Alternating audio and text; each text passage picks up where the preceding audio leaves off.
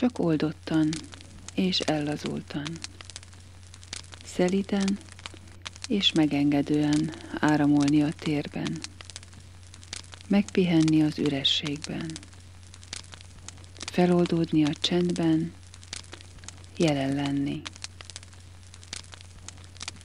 Létezni túl a mindennapok zűrzavarán, a gondolatok és érzelmek kavalkádján, a tiszta létezésben, a tudatosság szabad dimenziójában. Megengedni, hogy Isten megérintsen. Megengedni, hogy Isten átöleljen. Meghajtani fejedet Isten ölében. Elengedni magad Isten karjaiban. Feloldódni Isten tenyerén, a mindenség szelíd nyugalmában. Nincs más.